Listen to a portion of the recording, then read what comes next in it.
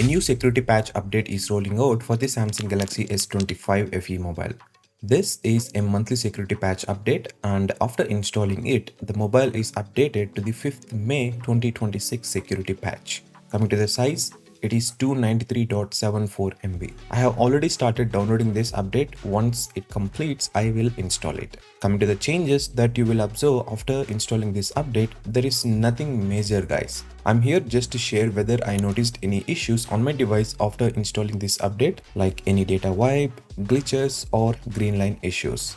So watch this video till the very end to know the answers to these. This mobile phone has already received the One UI 8.5 update, and I have already posted a dedicated video comparing the differences between the One UI 8.5 and One UI 8.0. You can check out that video after watching this one. You will find it in the end screens or in the cards. Also, if you want to protect your Samsung mobile phone, I have already added links in the description box.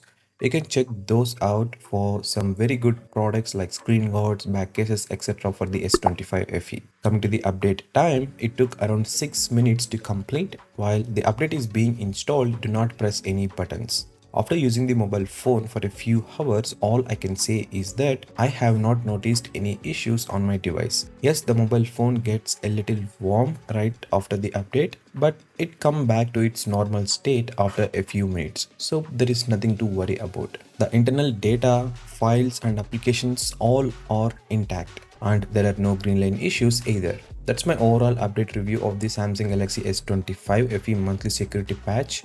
I even checked the S24 FE to see whether that mobile phone had received this update or not, but at the time of recording this video, it has not been released for that mobile phone. Once I get it, I'll update you with a video on that as well. So stay tuned by hitting the subscribe button and clicking the bell icon beside it. Thanks for watching, and I'll see you again in the next video.